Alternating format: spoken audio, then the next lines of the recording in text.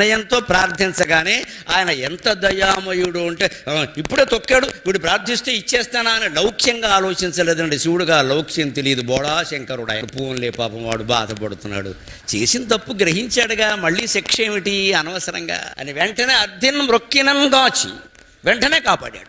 మామూలుగా కాపాడటం కాదు, ప్రాక్తన శౌర్యాధికు చేసి ఇదివరకు వాడికి ఎంత శౌర్యం బలం ఉందో అంతా ఇచ్చేసాం. ఏమీ శాపం పెట్టడం కానీ కోపడడం కానీ నా కొండ పైకెత్తావు కాబట్టి నీ గుండె బండలైపోతుంది అనడం ఏమీ అనలేదు. ఈ శాపనార్థాలు పెట్టడం వీరేశ్వర స్వామికి తెలియదు, అసలు కరుణించడం ఒక్కటే తెలుసు. ఆయన ఏదో గర్వించాడు, ఓ దెబ్బ కొట్టాం, అయిపోయింది. ఇంక దాని గురించి ఎందుకు, ఇంక మనమేనా లోకంలో అలాగే ఉండాలి. బంధువులతో, మిత్రులతో, రకరకాల వ్యక్తులతో, వ్యాపారంలో భాగస్వాములతో కొన్ని తేడాలు వస్తాయి సహజంగా. ఆ తప్పు వాళ్ళు ఒప్పుకుని అన్న ఏమనుకోకు ఏదో తెలియక చేశానంటే వదిలేయాలి ఇంకా విషయం. ఇంకా మళ్ళీ మన పిల్లలకి చెప్పి వాళ్ళ పిల్లలకు వాళ్ళు చెప్పి తరతరాల ఫ్యాక్షనిజం నడిపించాల్సిన అవసరం లేదండి. సమాజం బాగుండాలంటే మనం అది పాటించాలి.